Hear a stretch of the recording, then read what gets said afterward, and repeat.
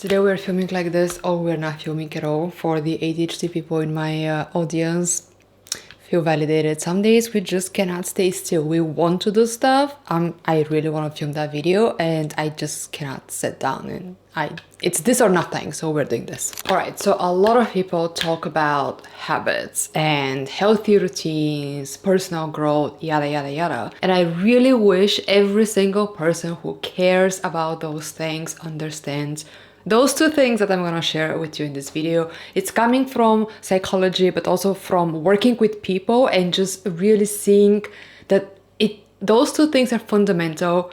It's just how we are. Okay, so first thing is everything you do, everything you say, how you react, even your emotions, it's all about habits in a way.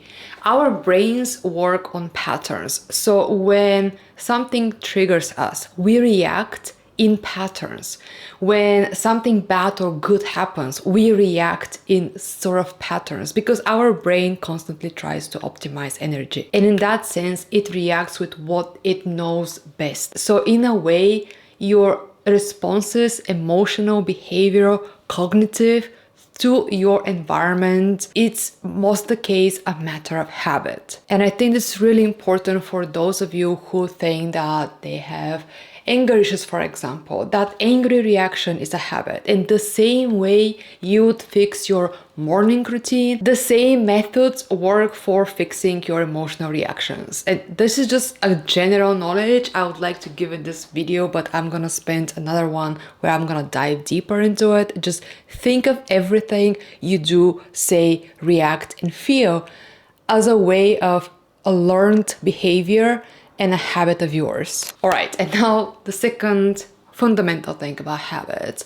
is that we people cannot deal with void. So if you want to successfully cut something that you don't like, break a bad habit, you need to think about two things. First, there is a high chance that the habit you are having satisfies a need. For example, let's say after work you are going to a bar to drink and you want to cut drinking. Okay, but here's the deal.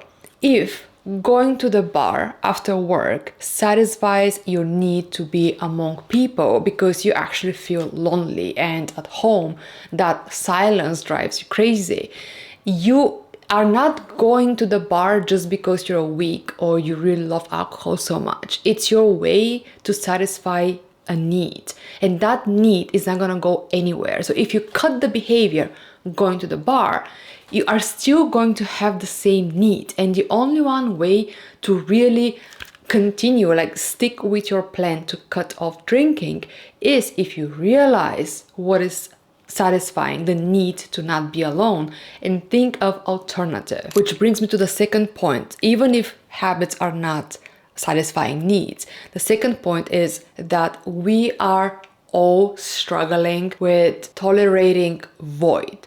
So if you have something in your life that you're doing, and if I take it away, you cannot just sit in that space and time doing nothing. So if you have the habit, again, going to the bar and you want to cut off drinking, okay, what else would you do after work? You cannot just tell yourself, oh, I'm just gonna like go home and find something to do around the house. That's vague. You have to have a specific plan. If you want to stop smoking, what would you do the moment you have your morning coffee, or the moment, you go out and people around you have drinks? Usually, alcohol and cigarettes go together. You have to think about when certain behavior, certain situation emerges, then you will do blah, blah, blah. It could be texting your ex. So when you feel lonely, I will do this. You have to have those plans, like a statement when, then